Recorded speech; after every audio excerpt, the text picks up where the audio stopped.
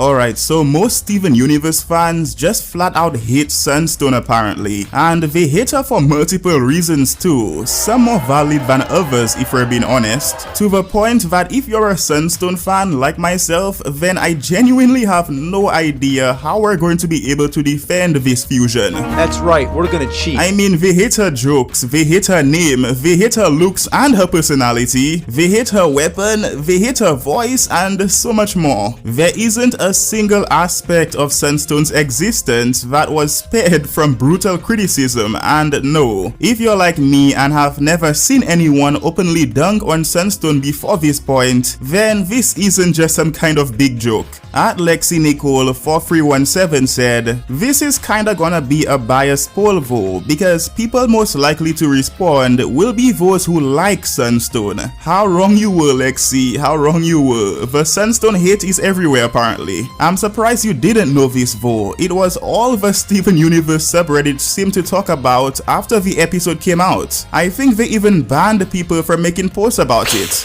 You're all sick.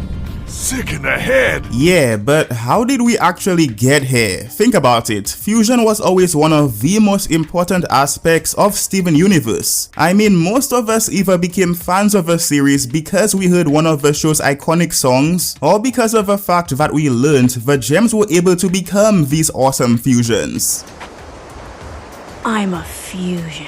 So how in the universe did Rebecca Sugar along with the rest of the Crewniverse go from writing fusions like Opal, Alexandrite, Sardonyx, and Smoky Quartz who were loved by everyone, to writing a fusion like Sunstone who was seemingly hated by everyone?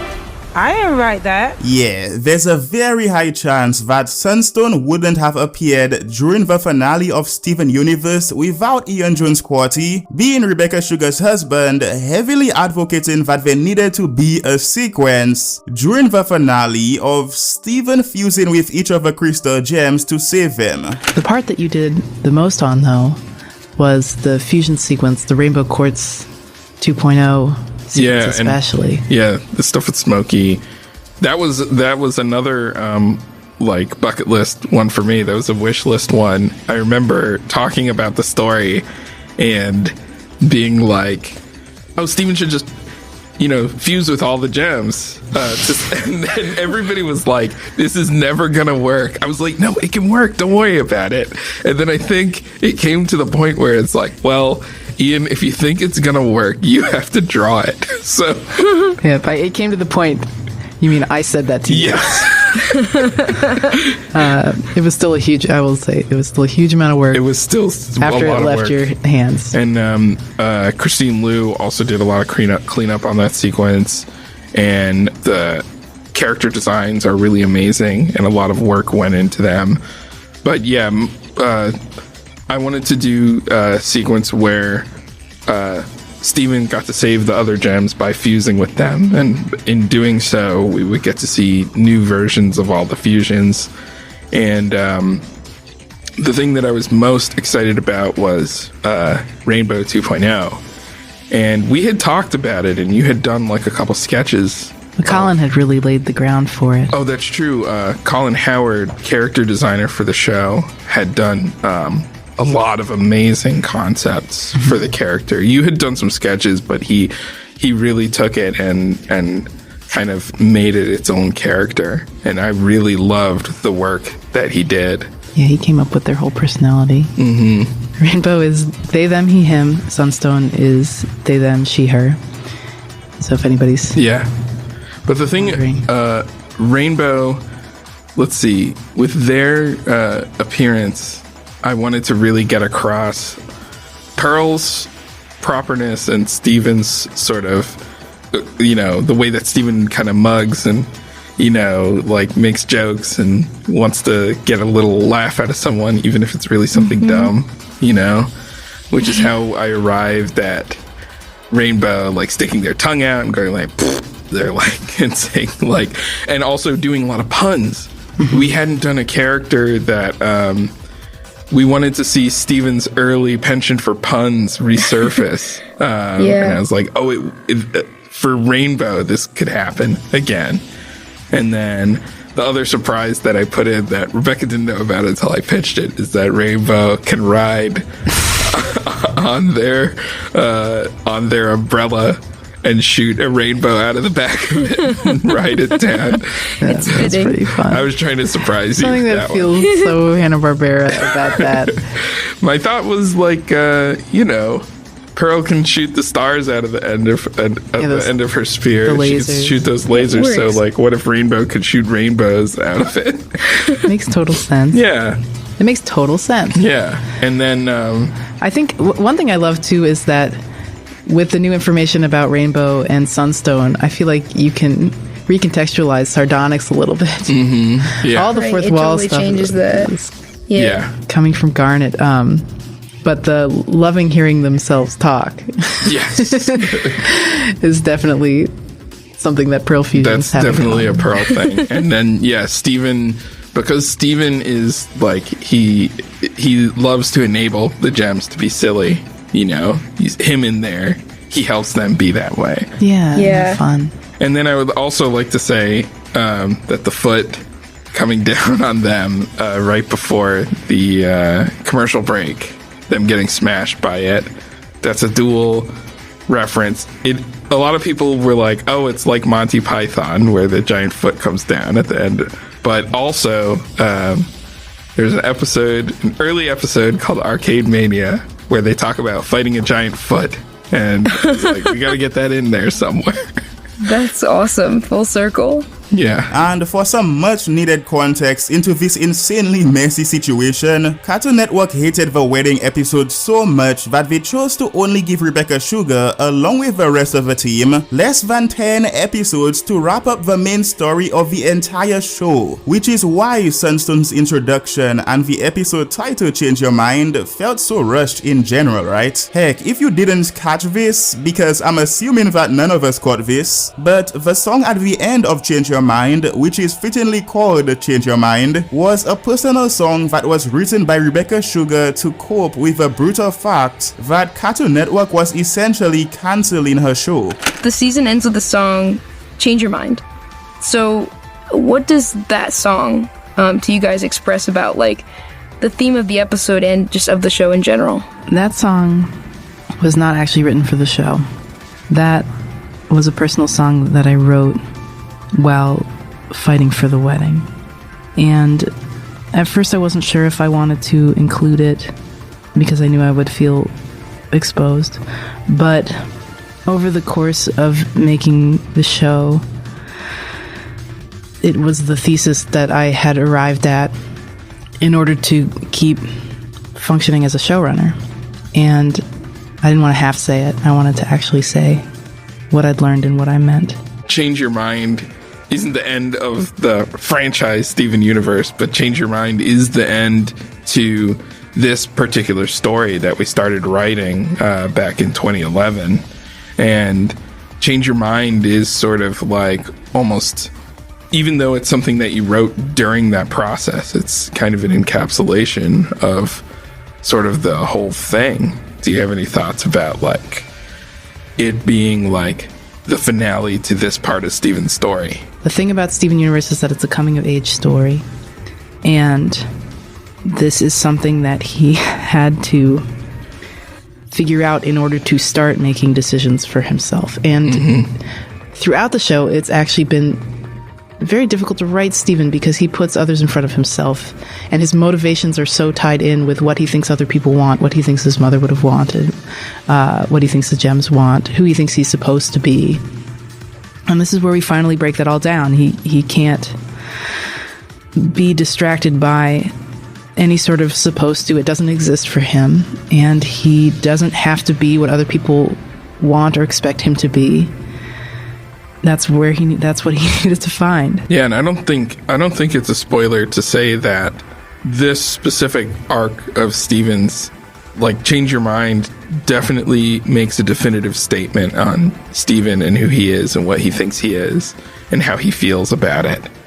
And moving forward from now, it's going to be different. Everything will be different. Everything will be different. And I really hope that, if you're the kind of person who is waiting to watch like more stuff, is that you don't think of the break between Change Your Mind and what comes next as like you're waiting for more of this show because this version of it is done. There's going to be more, it's going to be different and it's going to be something new. There's a lot more to do, but we're not coming back here because Steven has really figured something out about himself. And so this part of the story is, that's it. Yeah. Now, this might be hard for a lot of peeps to hear, but Sunstone's characterization, her weapon, and especially her gimmick, which are the aspects of Sunstone that you all seem to hate the most, would have remained exactly the same whether Steven Universe was forced to rush to its conclusion or not. Because while Ian Jones-Quartey might have pushed for Sunstone to make her debut during Change Your Mind, as we've already established, everything else about her existence was decided by Rebecca Sugar herself, along with some of the show's most prominent writers. Sunstone was newer and really. I feel like Sunstone was supposed to get a face, and then we're just like, it just looks good like this. Oh no, I remember. So I basically drew a picture of a cool sun on the back of the handout, and gave it to Mickey and Jeff. And I remember later Joe, I'm saying you and pointing to Joe, you were doing some more Sunstone poses and you were like, I had done some tighter concepts by then. And you were like, yeah, but what does the face look like? Yeah. I'm like, it looks like that. And you're like, yeah, but what does the face look like? And I'm like, that's what it looks like. Because what you drawn was this like doodle. It wasn't, it wasn't a thing yet. Yeah, it's not, they're gems. They're cartoons. Yeah. And I've seen a lot of people catching on to that 90s aesthetic. Cool. Radical. Right, yeah. Radical. X Games, Sonic Says type character. Garnet fusions can break the fourth wall. And one of the things that happened in the room was the idea that a Steven fusion would break the fourth wall to give helpful advice to children, which I just loved. I think we shopped on that together. It wasn't in the first pitch, and then we all talked about it, and we put it in, and it just makes so much sense. Of course, Steven and Garnet would do that together. Garnet already sort of does that when she's with Steven specifically, and Steven would love to do that if he had the authority to speak like Garnet, and so Sunstone just makes so much sense.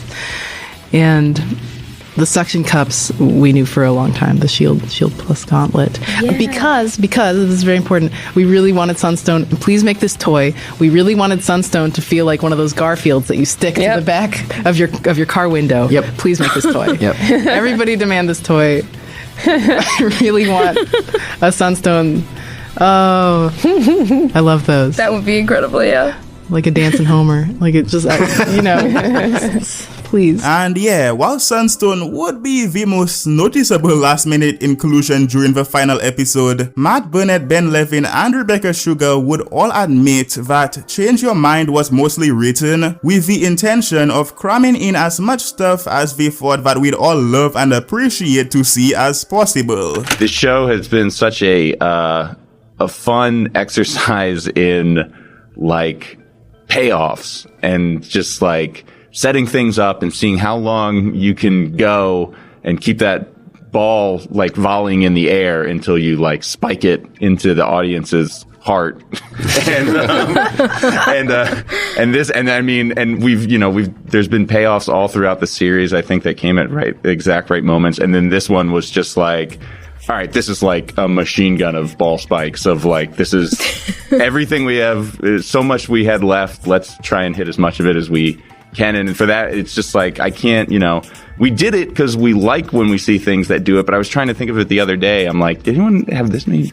I don't know. It feels very special, the episode. It's very cool. Just every moment is like one of our other season finales. Like, it's a billion of them in this one, so it's just awesome. Yeah, to be able to like have all these payoffs and like kind of feel like we paid off so many characters' arcs or got to see them change or come to a better place, made it so much easier to move our stuff into another building and work on another show. But it was seeing it finished was incredible. I mean, yeah, because this was the one that we were more in the dark on than any of the other episodes. We'd been setting all this stuff up for so many years together. Yeah. There was only one way it could go in some instances. It wasn't going to be like, maybe there's a gray diamond. Swerve.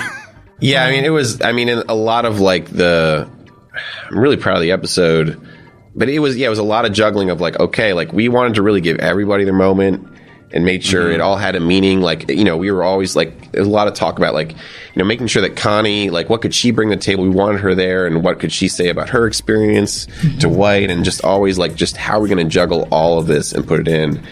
And, it got even more streamlined after the outlines, but, I think that was like the thing that I'm like, wow, very big pat on the back. Yeah, everyone did a great job, and we did a great job. It was just like, just so much pride in that episode. Just, and everything from just like the episode works as this great epic story, and then there's just all those little moments that were things that over the course of 5 or 6 years that were just like, this would be cool to see. And it was like, yeah, let's get it in there. Let's see Amethyst be the one to greet Jasper when she reforms and stuff. Yeah. And just it's just like everything. It's just like everything. It's like nothing was held back. And like, I mean, it shouldn't be rare, but it does sometimes feel like it's rare, where you're just like, we're going to do everything we want to do. And we did it. I mean, I feel so different all of a sudden now that it's out, just because we spent so many years building up the question of what would happen if Stephen was separated from his gem. Yeah.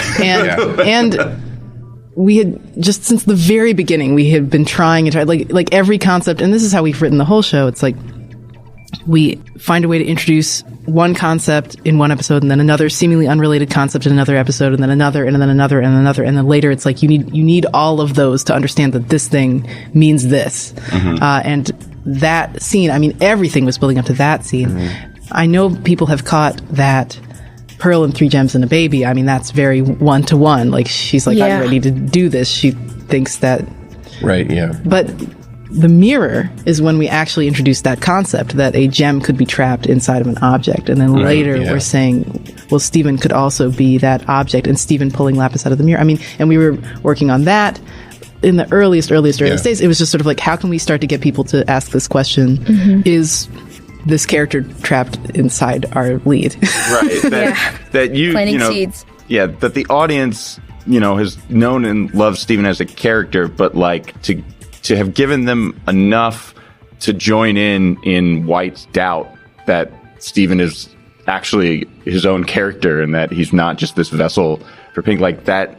I feel like that is because you're like, well, of course Stephen's gonna win the day, right? But there was just enough there that, like, I feel like when that happens and there's that commercial break, I feel like there is a genuine tension of like, you don't know what's going to happen. We've given you enough that it could go either way. Yeah, I mean, I think that because we had Stephen, I feel like, really insist that he is his own person and all this, but we had to plant enough things that, just seeded that doubt, the dreams that you see in the beginning of the episode, White's insistence, she really pushes in, like, to any audience member that might have thought, like, oh no, like, Stephen is Stephen, like, she really drives in, or is, or is he, so that when that moment happens, you're not sure what it's going to be. The biggest and most important inclusion within the Eyes of a Cruniverse, even more than fusions like Sunstone and Obsidian, were the corrupted gems, believe it or not. But the uncorrupted gems, you had a lot of... That was something that was something I had wanted for a really long time. I always felt really protective about the corruptive gems throughout the show. I always really loved all of them and how different they were.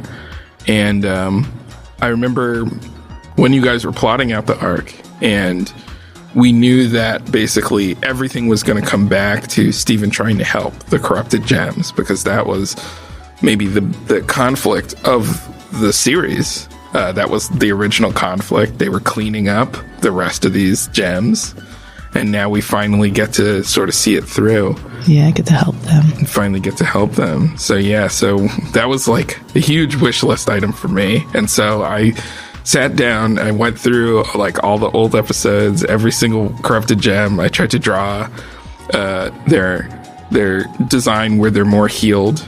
And a little piece of trivia about that is, so to me, the longer a gem is corrupted, the longer that their healed form will take on the sort of form when they were in their monster form. So that's why several of the healed gems have very similar designs to their monster form, because they were there for longer, as opposed to someone like Jasper, who kind of looks like her pre-corrupted self, but with a couple changes. It was pretty recent. Yeah, that was pretty recent. So I totally did see someone online saying, like, they were like, that uncorrupted crab gem looks like an OKKO character. I was like, well, shoot. My hand is maybe a little too visible, but like, yeah, I really wanted to see all of them again and to know that they were okay. And I loved finally seeing them all. And then once we had them, and you added a bunch of the different quartzes as well.